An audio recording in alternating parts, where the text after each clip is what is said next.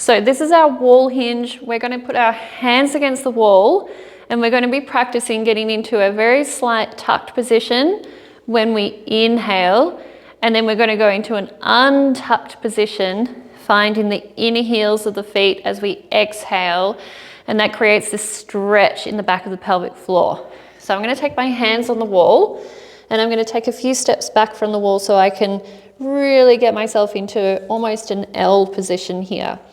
So as I get into this position, I'm going to make sure my ribs stay back towards my spine, but I'm going to really open up through the sit bones here. And this is where I'm going to find my inside heels. So right in here on the inner heel. So I'm going to exhale as I find those inner heels. Imagine you're lifting your sit bones up towards the ceiling without going into the back here. So we're still keeping the rib cage back towards the spine. Exhale, inner heels.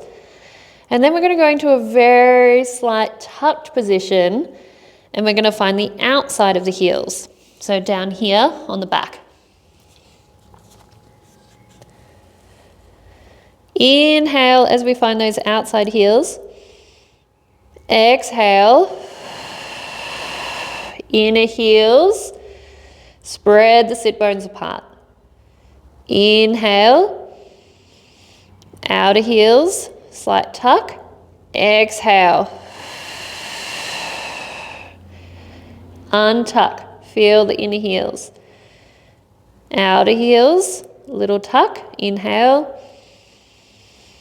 Exhale, feel the inner heels connect with the floor. Lift up the sit bones towards the ceiling. And so you might feel like you get to a point where you're kind of lifting and starting to go into your back. And if you get that, just really check in with the ribs again. Make sure they're coming back towards the spine the whole time.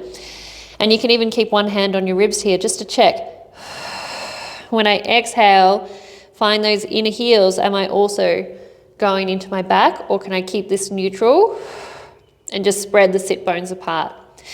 So we go back and forth with that. Inhale, outer heels, little tiny tuck. Exhale, inner heels. Find the open position of the pelvis.